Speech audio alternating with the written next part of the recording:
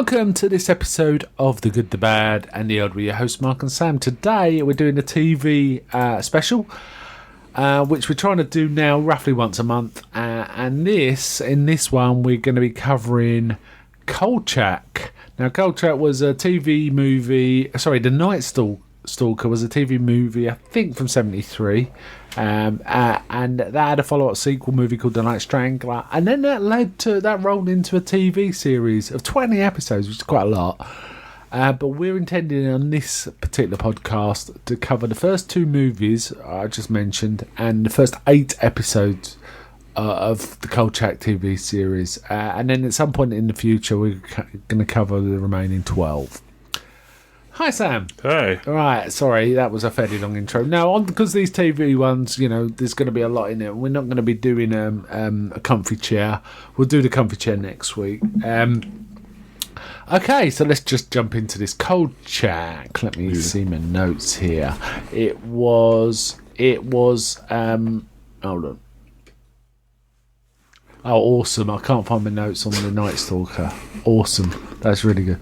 Right, I think it was 72. Yeah, January the 11th. Oh, okay. You tell us about it if you've got them up. That's fine. Oh, okay. It's based on a story by Jeff Rice called The Kolchak Papers.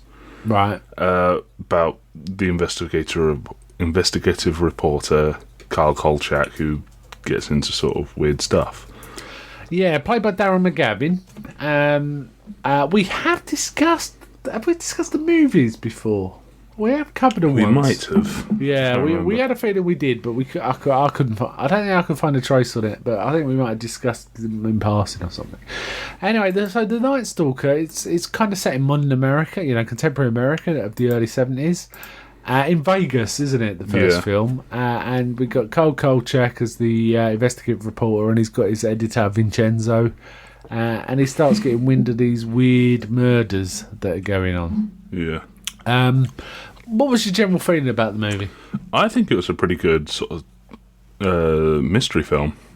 Yeah, it functioned well. It's considered one of the great TV movies, actually, and I can kind of see why.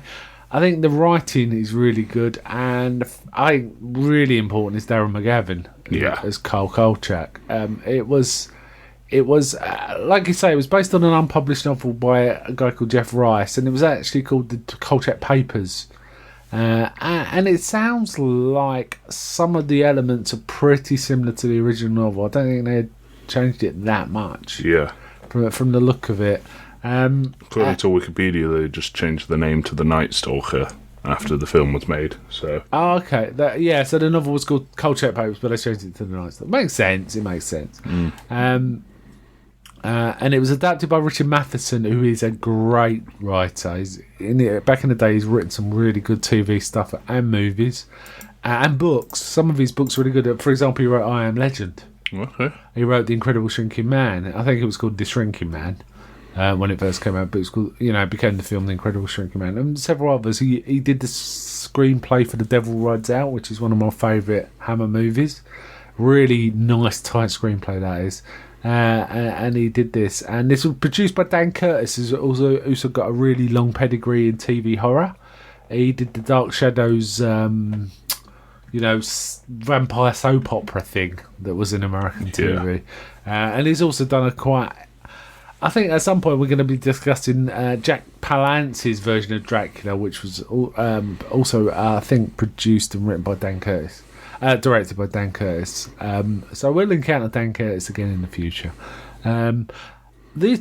Just as a general background too, Kolchak is a big influence on the X-Files. One of the main inspirations for the X-Files. And McGavin was in that show for one episode as well. And actually Chris Carter, the creator of the X-Files, wanted him to play Kolchak, but he chose not to. McGavin didn't want to revisit the role as Kolchak, so they rewrote it as another character who was known as the father of the X-Files. In essence, the FBI agent who actually started the X-Files. So we get an opening shot of Kolchak monologuing into his tape recorder, which happens a lot in this whole series, doesn't it? Telling you about what the events that happened, and we get and we start off with some shaky cam of a woman walking through I think Fremont Street on Vegas. All the lights. The flashy, glitzy stuff of Vegas, and it quickly descends into a set of killings. But Kolchak has to contend with his very angry boss, doesn't he? Oh, God, Vincenzo. Vincenzo is behind Kolchak, my favourite character in the show. Yeah, great performance from Simon Oakland there. These two really make the series. McGavin's the first. Yeah. But the interactions with Vincenzo bring a lot of the fun, especially in the second film. I noticed in the second film, it really hinges on them. These two have some truly amazing arguments. They have some great arguments. Kolchak happens to have a girlfriend who works in Vegas and kind of knows some of the murder victims. Yeah. And he's trying to get her to give up her night job because he thinks it's dangerous because of what's going on. But he doesn't actually do anything other than say you really shouldn't work nights. Stuff like that. And then we get the old trope that's common in the series of Kolchak butting heads with the local law enforcement, don't we? Well, it's not so much as butting heads as he deliberately interferes with everyone and antagonises everything. Well, yeah, indeed. We get a sort of well-known face from American TV of the 70s. Claude Akins is like this sheriff. Called Sheriff Butcher. Sheriff Butcher. And we also get Ralph Meeker, who I don't think you'd recognise his face, but Ralph Meeker is the FBI guy that kind of is Kolchak's friend.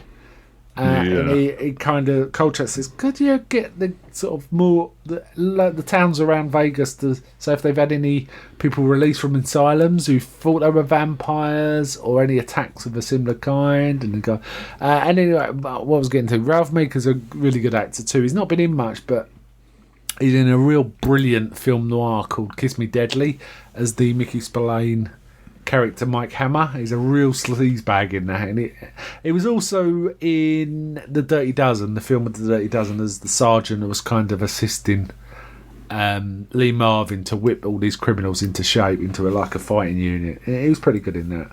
And there's a few other familiar faces if you know 70s TV that are in this. So Kolchak's sort of digging around, and he thinks it's really someone who's a nut who thinks they're a vampire, doesn't he?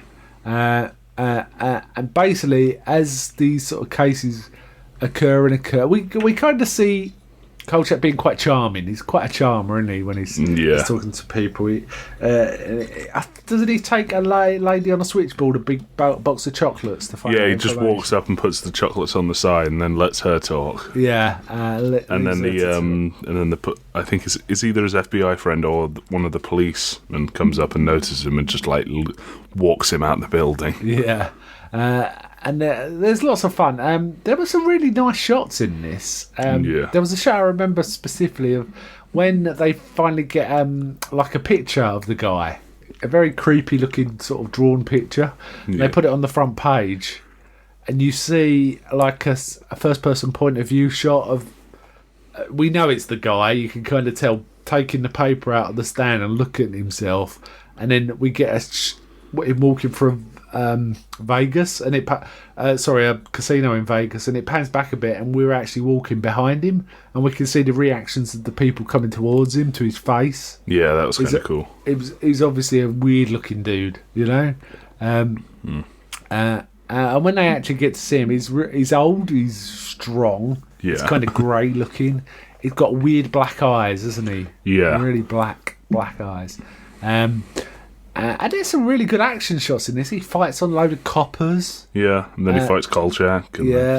Kolchak takes a picture of him. Kolchak can quite firmly hold his own against most of the monsters in this. Yeah, I mean, he's not a puncher, is he? But he kind of, for some reason, for whatever reason, it's usually when he starts taking pictures of them, they kind of just shy back and run away. Yeah, well, I mean, vampires have their aversion to light, and then... And then they explain away a couple of others in the TV series, but we'll get to those episodes in a bit. And his girlfriend, basically there's some weird murders. There is one where a woman's just found in the middle of this area with sand all around her, with no tracks leading up to or from it. Her bag's about 30 foot away, And when they get to the body, Kolchak runs up and starts taking pictures straight away. The sheriff's there and he's saying, "Oh, you're here, Kolchak. What kept you?" Kolchak goes, "Got a flat tyre." And he turns up straight away. That's kind of the banter going on. Yeah.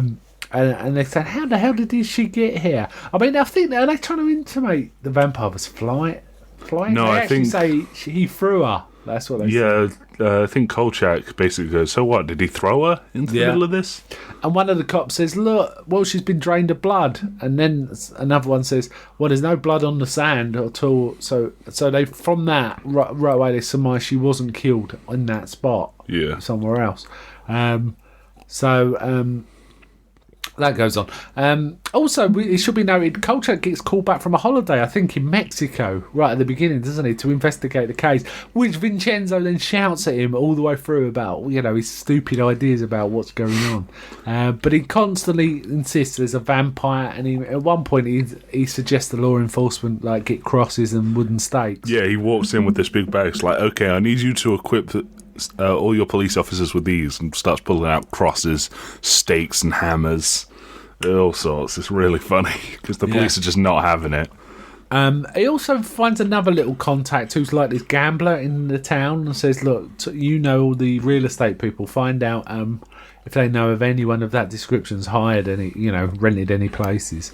And we get a funny scene where Kolchak gets in his car and then someone obviously sits up in the back seat and grabs his shoulder, and Kolchak just jumps out, but it's this little gambler fella. Said, "I was waiting for you and I fell asleep." That's kind of a nice little jump scare there. But ultimately leads him to this house where this guy's renting, and Kolchak creeps in. Oh, a woman's been kidnapped. There isn't just a murder, there's a kidnapping of a woman as well, who has a big dog who attacks the vampire thing, but he just kills the dog, doesn't he? And he kidnaps the woman. So they don't know what's going. Well, she's missing. They don't know what's going on. But he's also raiding blood banks, and we get a few big old fights with that. He literally walks in and starts taking things out of the fridge. Yeah, it's kind of funny because he's just completely like devil may care at this point. He don't care. Again, this is a thing that happens in a lot of episodes. He wanders into the monster's lair and starts just bumping into things. Yeah, just prior to that, they do discover that this guy's got a backstory, that he's been associated with the London Blitz. He was like a professor or a doctor of haematology, and he left under shady circumstances. This is back in the war, so 30 years before. So this guy, they reckon, they've traced him down, but he's like 90, so they can't... No, they were talking, and it's like, "Man, this guy was born in the 1890s," and I was like, "Wow, he's nearly 100." And they go, "Yeah, this man must be 60 years old." And I'm like, "Oh, this is old." Well, 80, 80 years. Yeah. There's actually also a nice shot at the beginning I forgot to mention where over the beginning titles we kind of get a point of view of the dead body, and the surgeon's leaning over and cutting into it. That was pretty cool. That was a nice idea. Anyway, Kolchak goes into this house and he's a bit like Mr. Bean, isn't he? Yeah. He just kind of bumps. He's just knocking over stuff. He's bumping. He's throwing open the fridge and slamming it and all sorts. But ultimately, he does find the girl that's missing, who's hooked up to a blood drip, I think, and got a plaster on her neck. So the vampire's been... This is super creepy. He's kidnapped a woman, and he's given her blood so he can drink the blood out of her, which is horrible if you think. Yeah. And the vampire kind of discovers him, doesn't he? But Kolchak's got his cross. Which drives the vampire up some stairs towards a window, and the sun's out, so he's kind of stuck. But then the vampire gets the better of him and is just about to bite him, but Ralph Meeker, whose character's Bernie Jenks, the FBI guy, bursts in and starts firing his gun at the guy, which has no effect. Yeah. But between it, they kind of pull away some of the light. It's a bit like the horror Dracula ending, They pull away curtains and there's light outside. Which is very convenient, because Kolchak rocked up in the dark, didn't he? Yeah. And then Kolchak starts pounding a stake into its chest. Yeah, and this is when the police turn in. Yeah, and he's killed him. And then basically he's cut a deal with the police to cover the story if he helps them, give exclusive rights. But they basically say, nah. We were only asking for questioning. You pounded a stake into his chest. He says, we got you as a murder charge unless skip town. They basically force him to leave town, and Gal as well, his girlfriend, who you can't find. He leaves. She's forced to leave before him, so he has no idea where she is. He says at the end he's been trying to look for her, but he can't find her. Spent all his money, and we see him sitting in like a skeevy hotel room, right, dictating out his book, really. Yeah. And the suggestion he's going to try and sell this book, and it finishes. Pretty damn good film. It's got the highest ratings of any TV movie made at that time. Wow. So it was, and that's why they did a follow-up movie. In fact, they had a few movies planned, but after the second movie, it kind of transitioned into the TV series. The third movie was going to be called The Night Killers. So this led to a lot of work. There was the second film and then the series, and there was even a 2005 reboot of this, a remake of the series with different actors that really didn't catch on at all. I might get to that at some point and watch it. Apparently, it's not very good. I watched about 5 minutes of it, and it really did feel like a sort of a rip-off of the X-Files, and not a very good one. Which is kind of circular, isn't it? Yeah. We'll get to that. But what was your feelings on this one? Quite liked it. It's still fairly enjoyable. It's not like the greatest, but it's fairly fun. Yeah, I'm just looking up on IMDb what it rates there. What would you give it out of 10? I'd give it an 8. I'd give it a 9. I think it's a really solid one. I think it's very good. It's got 7.6 on IMDb, so it's pretty highly rated on IMDb. I did enjoy it, and I thought his girlfriend Gail was pretty good. I thought all the acting was pretty darn good, actually. I thought it was a very solid acting. It's got that 70s, not very realistic kind of vibe. Yeah, it was kind of fun. All right, let's move on to the second one, which is The Night Strangler, 1973. So I think I said the other one was 1973, but actually it was 72. Night Stalker was 72. Night Strangler was 1973. And I just realised I've looked up The Night Strangler on IMDb, not The Night Stalker. Night Stalker is 7.8. Okay, my mistake. So I was close. Night Strangler nearly rated as highly then, 7.6. What did you think of this one? I quite like this one, actually. Maybe a bit more than the original. Right.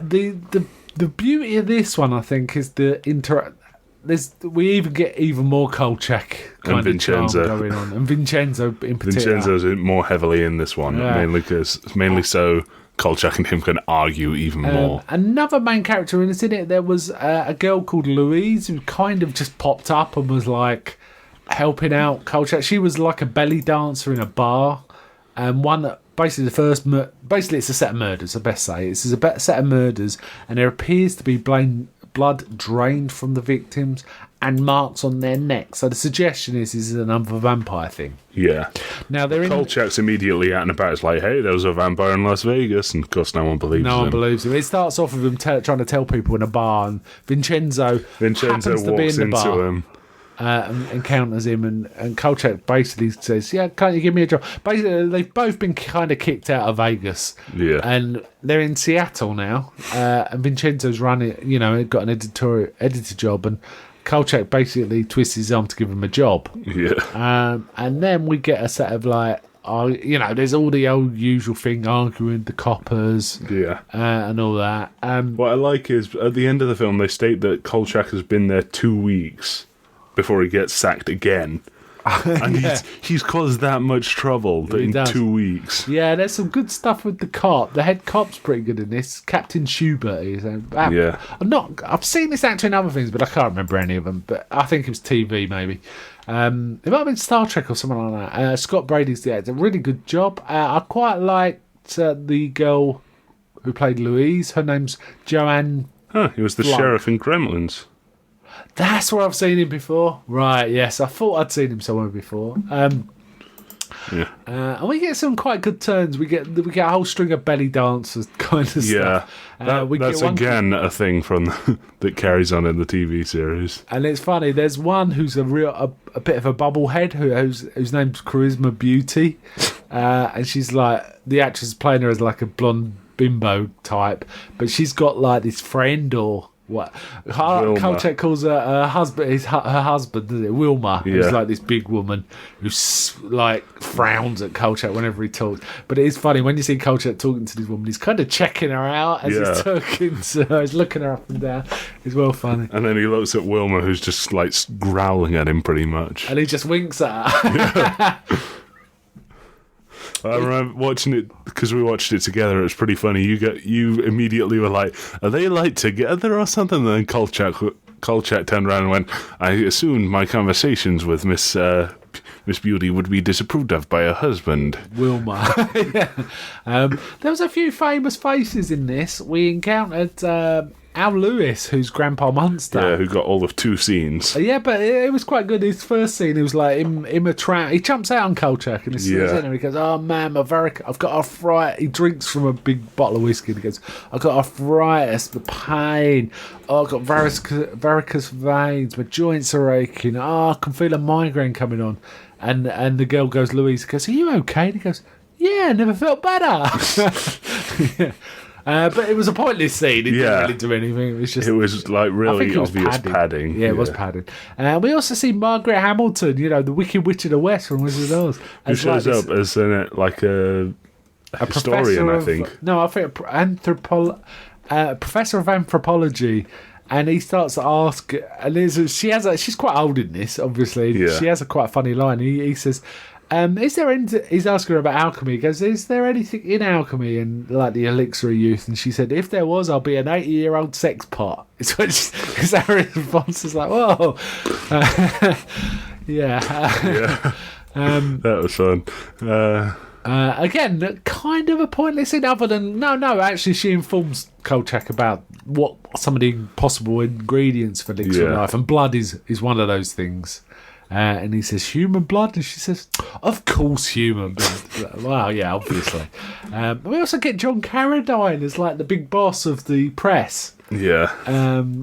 He's pretty striking. He looks he must be 70 plus at this point. He looked pretty sprightly though. And he was like telling Kolchak off, wasn't he? And telling off Vincenzo. He was 73 at this point. Yeah. Anyway, Kolchak does uncover that there seems to be a spate of murders. Is it 5 or 6 murders every 21 years? They say 6 every 21 years in a period of 18 days. Yeah, over 18 days, and it's recurring. So Kolchak works out that this guy that's invented this elixir has to get fresh elixir every 21 years. Sorry. And they ultimately track down who it is. It's this guy called Richard Malcolm, or Malcolm Richard, who was a surgeon in the Civil War. And they even find a picture of him, and they compare him, and they find he set up a hospital under a pseudonym. His name's Richard Malcolm, but as Malcolm Richard, and stuff like this. Basically, Kolchak works out he's in the undercity somewhere. Seattle apparently has an undercity. There's old Seattle's underground. You can go and visit it. And the new Seattle's built on top of it. I don't know if that's true, but there you go. And he reckons he's down there, but it's never clear why Kolchak really thinks that. He just suspects it. But at one point, he hears some cops saying, "Well, we cornered him right behind the old... this hospital that this guy actually founded," and he just disappears. So Kolchak reckons there's some sort of hatch to a hidden section in the undercity, and he just goes down there, doesn't he? Yeah. And he tells the girl to go get the cops, but he goes down there, and we get. Do you think he's much quieter this time? God no. He trips over the bum who's dead in a cupboard. Wait, he doesn't even open the cupboard. He sort of like knocks into it as he's walking, and it swings open, and out he drops. And out the old tramp falls out. It's like, and he's dead. Yeah, so that's never really explained. Well, it's a killer. And he encounters this guy who's about to kill him, and who's a bit mental. Really, he's talking to these. Basically, he's got corpses just sitting at a table, dressed up. But like, it's a bit Norman Batesy, isn't it? Yeah. And he's talking very to creepy. them. And then he decides he's going to explain to Kolchak what's going on. So he gives him a bit of monologuing about, he's made his thing and he's working on this potion that will make everyone immortal. And he just needs more time. And Kolchak says, well, how many more women are you going to have to kill to do that? And then he says, he says, no, I don't need any more at the moment. And he's preparing the final piece of elixir. Yeah. And Kolchak puts a brick through his science kit. Funny enough, Kolchak does this earlier when he's arguing with Vincenzo. He literally throws something through Vincenzo's window. No, that's afterwards because Vincenzo has to sack him. Oh, that's right. Sorry. Yeah, but there is lots of Kolchak throwing things around. Yeah. So he ruins the potion for the guy, doesn't he? And the guy starts attacking him and he's strangling him and he's basically about to kill Kolchak, but he starts aging rapidly. Yeah. He goes really downhill fast, this fella. Oh, good, yeah. And the police come down and burst in and see what's going on, and then he sees the police and then he jumps through like a vent into the second undercity or something, but basically they can't. He's gone. Yeah. So it's like, okay. Anyway, Kolchak persuades Tony Vincenzo to print the story. He gets taken down. He gets taken down after 20 issues. He has 20 issues printed, and the big boss takes it down and says, "Killer found, identity unknown." So he's pulled the story. So Kolchak's fired. And Vincenzo, there's a lot of shouting. Oh, and there's also this rather large woman who works in the press room that keeps trolling. Yeah, she keeps making fun of Kolchak. Yeah, and she says, "I'm gonna give this killer. I want this killer to come for me. I'll show him what's what." And she's really big. And he goes, and Kolchak says to himself, "He may be. What does he say? He may be a psycho, but he's not crazy, or something like that." Yeah. And she starts trolling Kolchak. She shows him. She's the one that shows him the paper without his story, and she's got a big grin on her face. The arguments between these two is amazing. Between Kolchak and anyone, really. There's a great bit where he's like, "I've been a reporter for 22 years," and the police officer goes, well, I've been a police officer for 30. And Kolchak just leans in and goes, "Well, it's time to retire then." and they just keep on arguing. It just keeps going. And at one point, he also says he's been a police officer for 30 years and an idiot twice as long. It says. Man, it's amazing. It is amazing. It's really worth seeing for that. Basically, Kolchak gets the boot, and that's the kind of end of the film. But then it ends with Kolchak driving along and dictating into his tape recorder as he's doing it. Yeah. That's the whole story. And then it cuts to Vincenzo sitting next to him, saying, "Kolchak, can't you keep quiet? I'm trying to get some sleep." They've both been fired, basically. Yeah. And then they're arguing away, and suddenly the girl sits up from behind and says, "What about me? I was one semester away from getting my degree, and I got involved in all this." Like, there's no reason for it to be her at all. She hasn't found her course. No. But she starts, basically, the end credits are her nagging Kolchak. Yeah. Giving him a piece of her mind. So, and it's a fun, it's almost a comedy. It's almost a comedy. It was a fun film. It was a bit longer than Night Stalker. Night Stalker was hour and 15. This was hour and 30. I think it was also originally an hour and 15, but padded. New sex was put in. I think they wanted to release it theatrically, I suspect. Yeah. So they padded it a little to get it up to an hour and a half. And we spotted a few potential paddings. Certainly the bit with Al Lewis as the tramp seemed to be padding. There was probably a few other bits. It was fun. It was a really fun film. Well acted again. It was interesting to see all these characters. Margaret Hamilton. I don't think I've seen Margaret Hamilton in anything other than Wizard of Oz and this. Which is kind of amazing. Great turn by McGavin and Simon Oakland again. So all good as far as I'm concerned. What would you give this one out of 10? I'd give this an 8, actually. Yeah, I'll give it an 8 too. I like Night Stalker a little better, but I really did enjoy this one a lot. It felt quite long, but it was a joy. It was a joy. Yeah. Right, so that gets us into the episodes. We're going to probably go through these fairly fast and quick because there's 8 to cover. First one was the Ripper.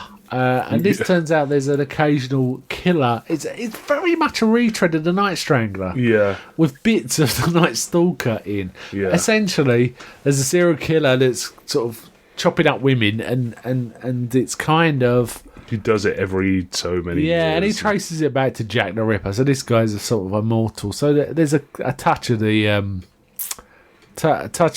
Night Strangler about it. Yeah. And it all revolves around a massage parlour where the women are wearing belly dancing outfits. Of course they're wearing belly dancer outfits. Why not? The Kolchak, whoever makes Kolchak is kind of obsessed with belly dancing outfits because the girls in the Night Strangler was also wearing it.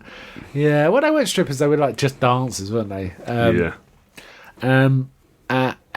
Basically, establishes that Vincenzo's is editing the sort of editor in chief of a new thing called Independent News Service in Chicago. And Kolchak works for him, and it's the usual arguing with each other. We also get a few other office people established in this one, which is a guy called Updike, who's a very prim and proper kind of reporter. It's so funny because he's really camp. He's camp as well. Well, in comparison to like Kolchak and Vincenzo. Well, he gets sick at the murder scene at one point, doesn't he? And Vincenzo sent him out to go get the story. And Kolchak thinks this is kind of funny. And Kolchak calls him Uptight, doesn't he? Yeah, they nickname him Uptight. It's a great reveal of his name. He spins around and goes, "It's Updike." It's like, whoa, okay, we're calling. We get another character that I'm hoping will disappear as we go on. We've seen her in a few things, called Monique, who's first appears to be the office cleaner, but it turns out I think she's the niece of someone important. So Vincenzo wants to give her an opportunity to do some reporting, but she's not. It's not a great character. He basically it's great because they pretty much just ignore her. Yeah, she just travels along and gets into trouble, really. She runs, in the middle of a shootout, she runs to the front, in front of all the coppers. And they're like, wow, what's going on? Kolchak also abuses various other members of the staff. There's a junior doing some stuff for him and commenting, and Kolchak just says, go play with your pimples. Yeah. At one point. And when there's some other guy, doing photo processing for Kolchak, it's like, there's nothing in the photos. You should have gotten something I can actually develop. He goes, oh yeah, develop a personality. Walks off. Yeah, that's another one. There's a lot of shaky cam in this one, and obviously it's a TV thing, so I can't show too much. But it's kind of grim. I mean, he's killing them with a knife. We do see one bit where there's a girl walking along with a large stuffed panda, which Kolchak says from a grateful client, and then we see the Ripper attack. And we see the stuffed bear thrown away. We see it's off camera, but then the stuffed bear gets thrown on camera with its front all ripped up to give you an idea what's going on, kind of thing. And Kolchak also gets assigned, Vincenzo won't give him the case. He assigns him the role of answering the agony aunt letters from Miss Emily. Yeah. Now, Miss Emily does become a character, actually. She's quite a good character. But in this one, Kolchak's assigned to be Miss Emily. And Vincenzo tells Kolchak off because his answers are a little too terse and abrupt. And he reads one out and he says something like, "Dear Miss whatever, tell your boyfriend he's X-rated and he's got to clean up his act." Yeah. And Vincenzo says, "You're Miss Emily, you're not investigating." Now, of course, Kolchak completely ignores him like he always does and goes off and looking at it. And because Uptight's really messing up, really. You calling him Uptight? Uptight, whatever. There's also a murder from a 4-story building where the guy jumps out of the building and lands on his feet and fights with cops. And there's a really good sort of action scene where these cops are shooting at him and chasing him, and a guy crashes a cop crashes a motorbike. It looks quite dangerous to me. It's kind of cool. Kolchak encounters another reporter called Jane Plum, who claims she's got letters from the Ripper. And then Kolchak makes jokes about how fat Jane Plum is. Yeah. And also there's letters from this Jack the Ripper type, and they're kind of like Saucy Jack, the famous Saucy Jack letters from Jack the Ripper himself. Yeah. There's a rhyming one which says, "And now a pretty girl will die so Jack can have his kidney pie," stuff like that. Yeah. There's more murders at this massage parlour. This is a place that really should be watched. Really. Kolchak goes in and gets arrested by a sting operation for What's the term they use? Like A honey trap. Well, it's a honey trap basically, but they call him in on like lewd acting or something like that. Yeah, basically he gets a masseuse and he says, "Look, I don't want anything. All I want to do is hide and watch." And he says, "You're under arrest." It's kind of like that. Anyway, Jane Plum gets another letter which says Jack is resting to be reborn to finish up on Wednesday morn. So basically, Kolchak works out he's got to do a number of it's really like the Night Strangler, isn't it? This one. Anyway, while he's in jail, doesn't the Ripper then attack the undercover woman? And she's also got a detective hiding. He jumps out and starts fighting with the bloke. She even shoots him point blank, this guy, and he still gets away. He takes a shotgun to the back. He basically appears to a lot happens over the course. They're 50-minute episodes, so they're quite long. Yeah, a lot happens. Basically, it is kind of Jack the Ripper. But he does, while doing his Dear Emily, there's a woman writes in who complains about a man across the road with strange eyes. So he puts two and two together, goes over there. And then one thing that happened earlier, Plum mentions that she's interviewed 19 people that claim to be the Ripper so far. She's got more to interview. Kolchak realised Plum's across the road with this guy, and he goes over. And again, does he quiet this time? God, no. No, it's even noisier. And the Ripper turns up. Kolchak's hiding in his wardrobe, and the guy hangs up a cloak. But Kolchak kind of panics and runs out. It's not been spotted, but he just runs out. Yeah. So it's kind of a reprise of the Night Stalker bit. But basically, Jack gets away. Yeah, and Plum's dead. Plum gets killed. It's pretty cold, actually. Yeah. She's quite a good character. And Kolchak chases him for... there's another thing. Kolchak realises he's frightened of electricity, doesn't he? Yeah. So Kolchak chases it, runs through a pond. When the guy comes in, he sticks an electric wire into the pond and electrocutes him. And they dredge it, and they find some old clothes, old boots, wasn't it, or something like that? Yeah. But not the body. So this guy's got away. So the Ripper gets away. Plum dies.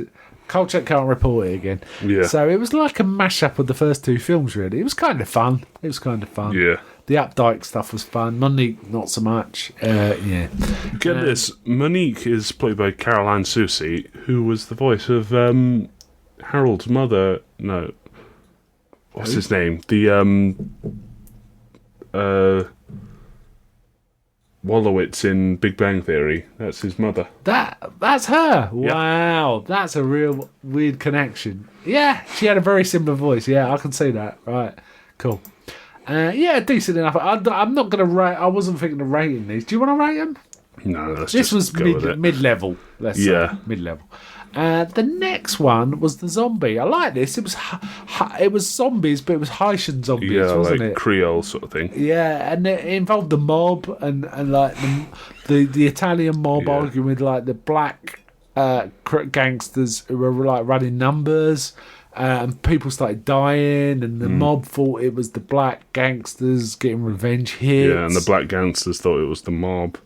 But it turned out it was kind of... was it a grandmother? It was this old woman whose son had been killed by one mob or the other, and she brought him back as a zombie, like a proper like Haitian zombie sort of thing, where it's under her control. And it's having him go around snapping people's backs. Yeah, it's kind of cool. I kind of like what he did with the gangsters. They were kind of... I like the way, for example, the gangsters were saying, I didn't put the hit on him, you said to put the hit on him. They were arguing about who actually put the hit on him because they were kind of getting frightened, and there was all this. And actually, this is the episode where we get Monique. I was wrong. Monique Marmelstein. She's the newspaper owner's niece. Yeah. And she's done like journalism at some cut-rate college somewhere. Yeah. And she can't spell or anything. She doesn't understand some of the words and stuff like that. But she's kind of dangerous. That's a different... You're thinking of a different person. That's from the vampire episode. Oh, my mistake. You're right. He gets like an in with the with this cult of personality. They use the same thing. Monique does have she is a qualified journalist, but you're right. there was a woman in the Vampire who did a major in journalism when she was at college, who's a real estate, an estate agent, in effect. Anyway, this was kind of cool. I kind of liked the representation of the zombie in this. And it was kind of fun. And I kind of liked it was kind of not as traditional. Yeah. It wasn't a vampire story or something like that again. It was kind of, they had the old Haitian zombies, which I kind of liked. I like that it wasn't just, we need to shoot the zombie. Yeah, and he had what did he have to do? Stuff its mouth with salt. Stuff its mouth with salt. Sew the mouth up and then put something over its eyes, I think. Yeah, something like that. And also he visited the old lady and he was asking about it. She said, you're reading too much, Sonny. And she offers him a bit of medicine because he's not well. Yeah. He's going, no, I think I'll give it a miss. Kind of thing. Yeah. It was a fun one. I kind of liked it. There were some really weird scenes that I think were just there to help do exposition. He had an informant called the Monk, whose face you didn't see, just to help him develop the story really quickly. Yeah. Did you notice that bit? It just seemed like it was cutting from nowhere. Yeah, that was weird. I liked the introduction of the ghoul, Gordy the Ghoul, the morgue attendant. Oh yeah, that was cool. Because he was in that, and he runs a lottery based on what I can't remember what it is. It's like date of death, time of death, I think it is. But he runs a lottery based on that. Yeah, it was definitely fun. Goldie the Ghoul. I'm trying to. Is he in any others? I'm not sure he is. He's in a couple. Okay. He gets plied with brandy in a later one, and then his boss comes in while they're cutting a deal, right? And it offers all the stuff that Kolchak just cut a deal for free. So. He's very sleazy, isn't he? And kind of fun. I'm trying to think where I've seen that guy in other things. I think I might have seen him in I keep coming back to Star Trek. It's kind of fun. This was, I think, sort of. What the hell? He was the voice of Piglet. Well, there you go. Okay. Yes, I've seen this guy in loads of stuff. Actually, and he was in Star Trek. Yep. Okay, there you go. This I think was slightly better than average. This one, pretty fun. That brings us to number 3. Now, this has got an unusual title. It's because they have been, they are, they will be. Also called UFO. It's basically about an invisible alien. Basically, probably the most interesting thing about this episode was the title was based on a quote from H.P. Lovecraft. Oh. In his story, The Dunwich Horror, there's a phrase, the old ones were, the old ones are, and the old ones shall be. And they just modified it a bit. That's kind of interesting. This wasn't such a good episode, was it? It was pretty dull. It's an invisible alien. It leaves weird black tar residue thing. Yeah. And it's scared of light. And it kind of feeds on life force, doesn't it? It kills animals. I don't know.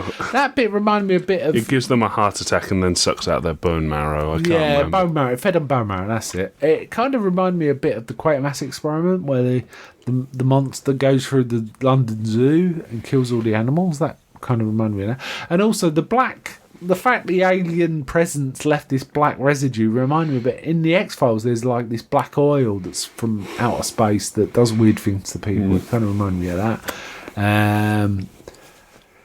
All these animals keep dying. There's I'm trying to remember. There's also some business about baseball ticket. Carl's obsessed with baseball. Carl's been promised a ticket to the World Series, and so he's basically riding Vincenzo to get off the job so he can go see the game. Right. Okay. Anyway, he goes to this. He basically sees a few things. There's lead disappears. I'm trying to think what else. The wall gets blown out and makes no noise. That was weird. The wall got blown out and there was no noise. And there was noise, but there was no one there. And it made 5 dudes just fly away. Which was really funny. Yeah, really cool action effects in this, actually. Yeah. Kind of like that. It was a terrible episode, though. It didn't make any sense. Basically, the alien was a wind machine. at one point. Also, I'm scared of light. So when Kolchak started snapping his camera, it kind of saved his life. Yeah. Inadvertently. It was hiding out in the planetarium because it was trying to figure out how to get home. Yeah. That was terrible. At the end of the episode, they basically summarized Earth as a truck stop for these aliens. Okay. Which is stupid.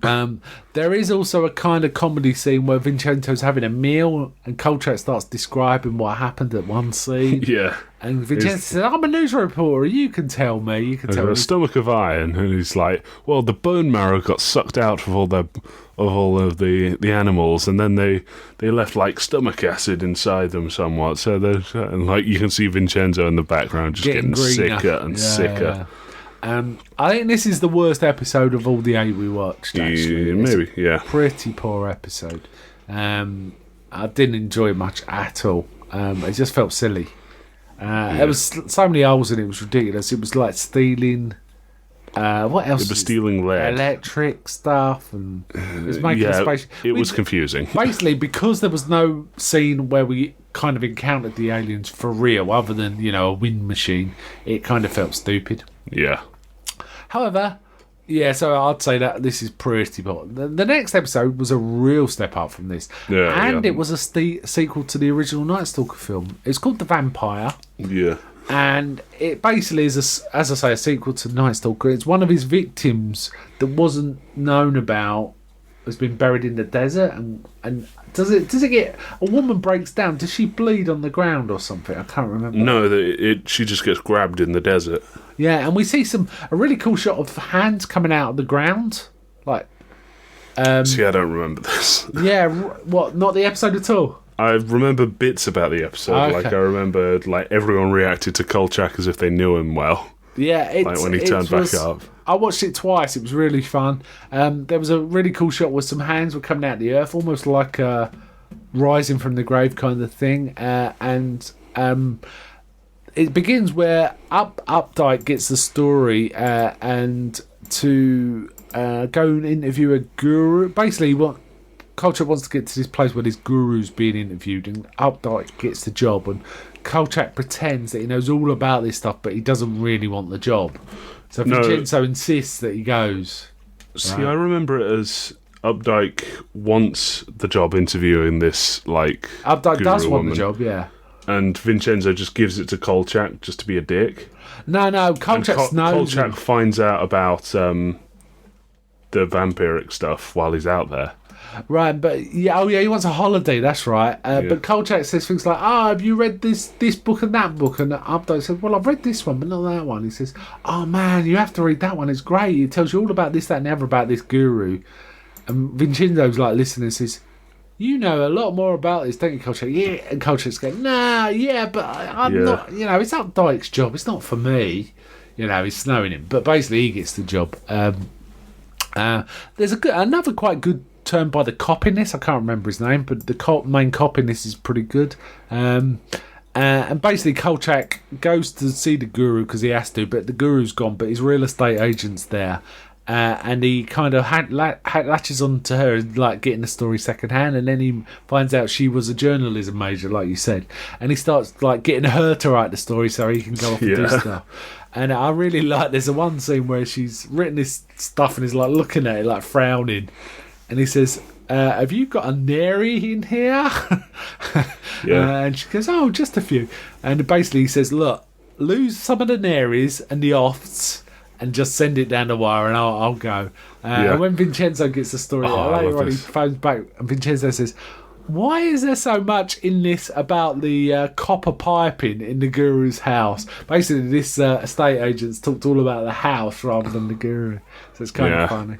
And what I love is Kolchak is he's trying to fake like a bad connection. Yeah. So he's like put a towel over the receiver. He's got his electronic shaver going in the background, and he's just responding wrong to all of Vincenzo's questions. Yeah.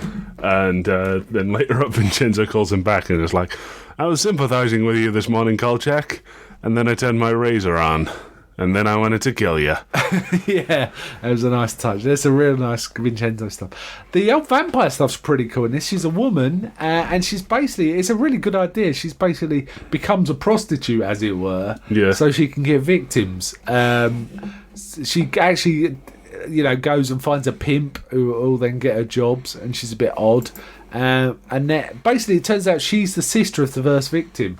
Yeah. She was a vampire, so she knows where her sister lives. Kolchak does a bit of snowing of this guy that runs the building.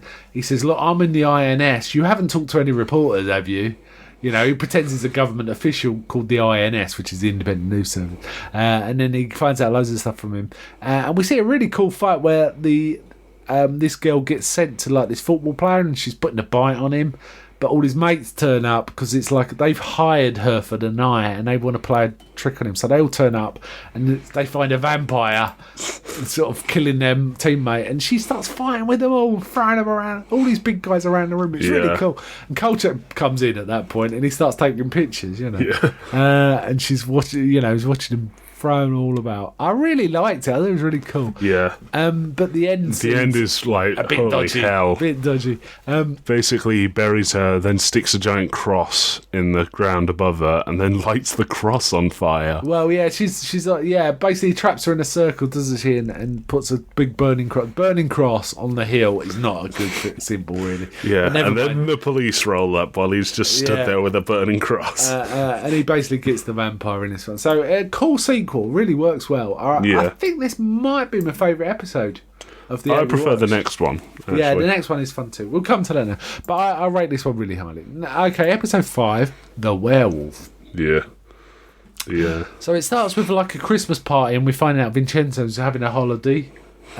It's kind of a busman's holiday because he's supposed to be reporting about cruise liners, but he's wangled it to get a holiday. Yeah. And basically the owners say he's got to attend to some important visitors, so he can't go. So Kolchak wheedles his way in there, doesn't he?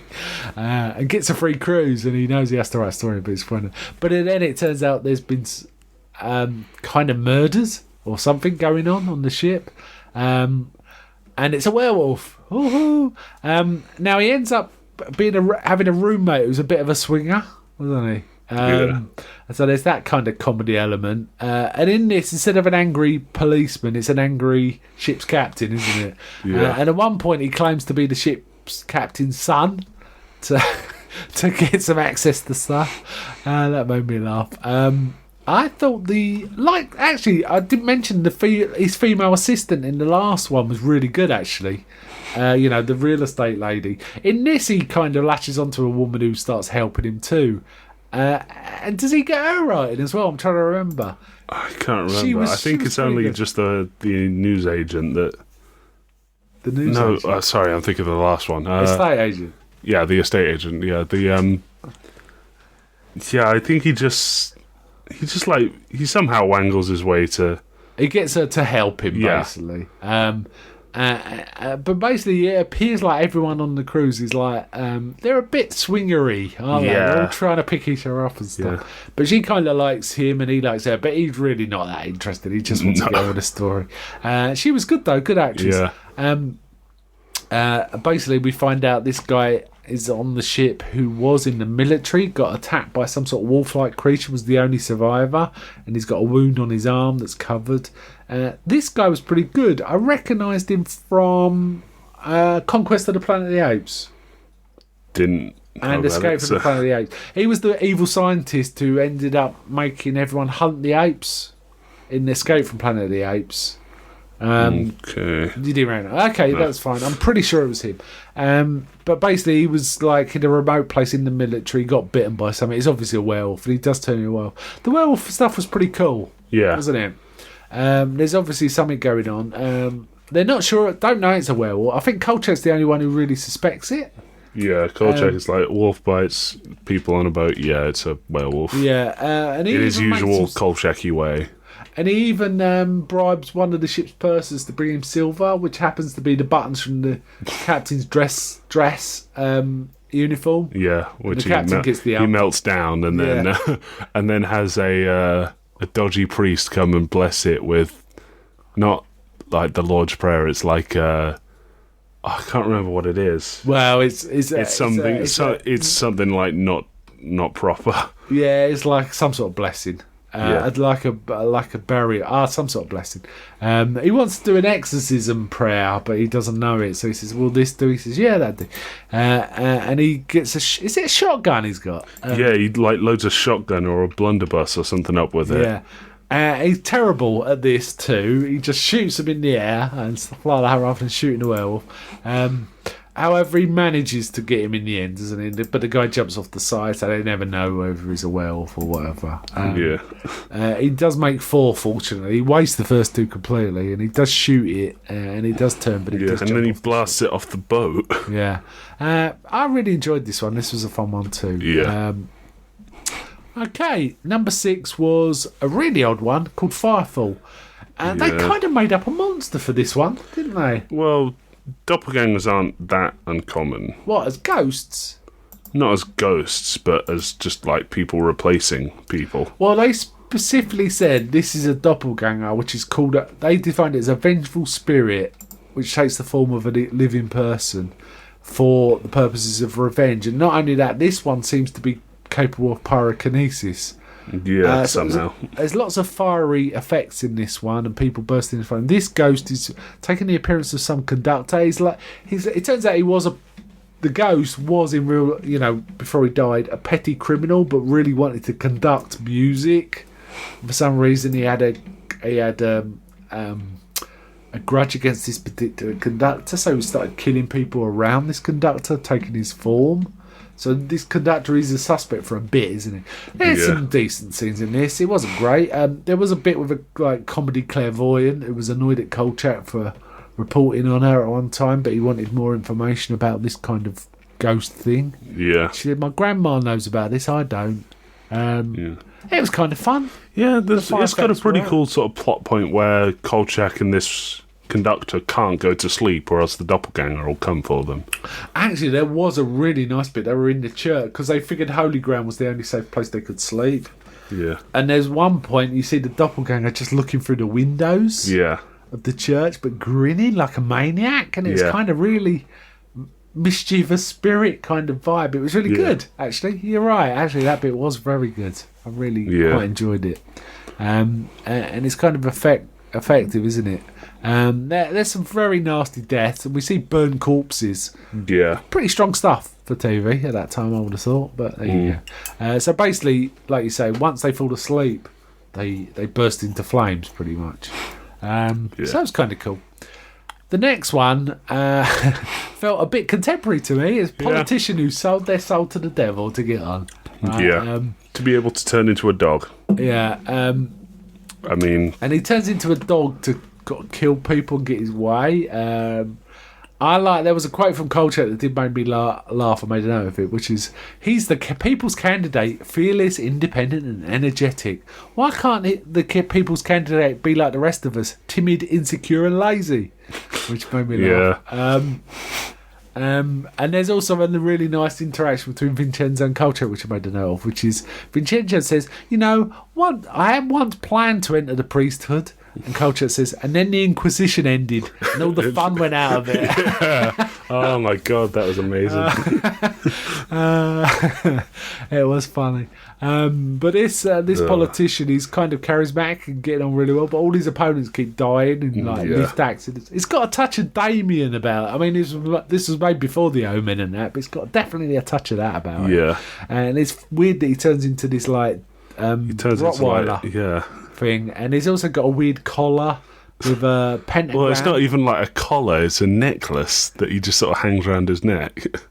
With a pentagram on it. But when the dog's seen, the dog's also wearing it. In fact, Kolchak takes a pic. This is the one where he talks about developing, develop a personality. Because he gets the guy to develop pictures, but the dog's not in it.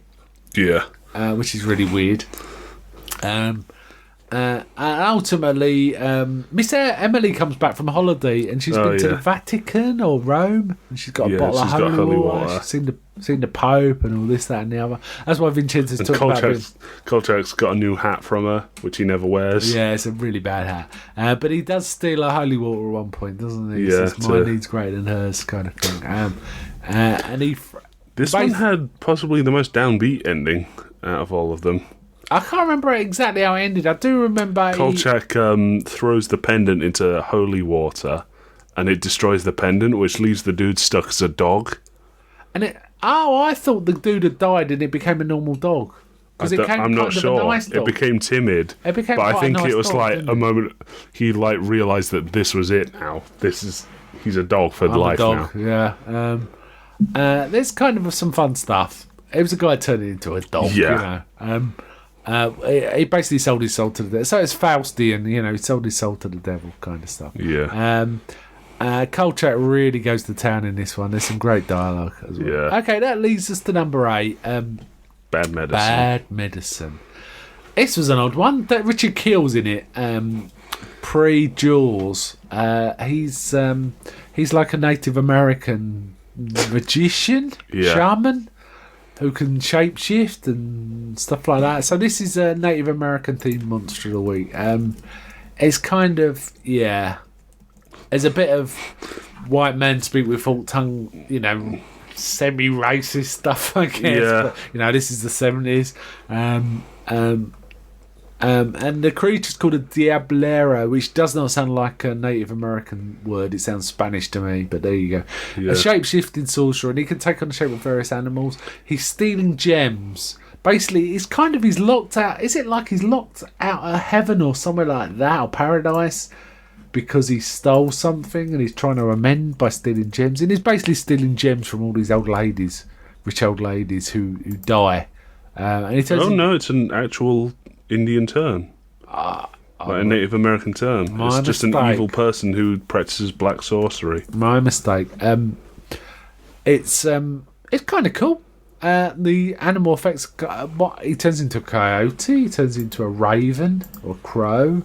Well, I think it's a raven. Does he turn into anything else? Eagle? I can't remember any. But apparently the whole thing about Diableros is their eyes. Their eyes is how they do their magic. So when Kolchak pulls out his camera and starts flashing, it kind of... Oh, cool. On the images for Google search Diablero, it's just Richard Keel in his headband and wig. Yep. Okay. To be honest, I cannot remember how this episode ends. I know the flash kind of works. The Diablero gets either dispelled or just driven off. I think, doesn't he make him look in a mirror? So he and that beats it. He casts his magic on himself and somehow undoes itself or something. Yeah. You know what I mean? It's kind of like that. It was kind of fun. And also he's in the highest, because they're a cliff climber or something. Yeah, they dwell in cliffs. In the highest building in Chicago, which is this half-done skyscraper thing. Kolchak finds him straight away, pretty much. It was kind of fun. But possibly the goofiest of the lot. It was pretty goofy, but I have to tell you, they get goofier. Richard Keel running around in full Native American attire, which is... It's kind of up there with John Wayne as Genghis Khan. Yeah, it is a bit. He's Kolchak does say at one point, "This guy's 8 foot tall. How can we miss him?" I think when the cops kind of don't they see him, and then he turns into a coyote. And then savages them, and somehow is able to make them shoot each other. Yeah, that never gets explained. They shoot themselves with their own guns. Yeah, so they're not even shooting each other. Their own bullet from their gun shot. I don't know, whatever. Turned it, I suppose. So it's a bit, 70s racism, a bit Hollywood, Native American. I nearly said Red Indian there, but I mean Native American. That's the kind of thing. What was your favourite out of these then? Werewolf? The werewolf, yeah. I really did like the werewolf. I like the vampire one an awful lot too. I think basically the vampire and the werewolf ones were the best ones in my opinion. I kind of like the zombie one. That had some nice touches. And there were some great comedy moments throughout the whole lot. Where Kolchak was either arguing with coppers or Vincenzo. or Vincenzo, and the Vincenzo stuff's priceless. Those two know so well how to play each other. Simon Oakland is great in this. I'm sure he's been in other stuff, but he's great as Vincenzo. I'll always think of him as Vincenzo, but I always think of Darren McGavin as Kolchak, and he's been in loads of other things, So we'll come back to this in a couple of months and do the other 12 episodes and carry on with Kolchak. Bye from me. Bye.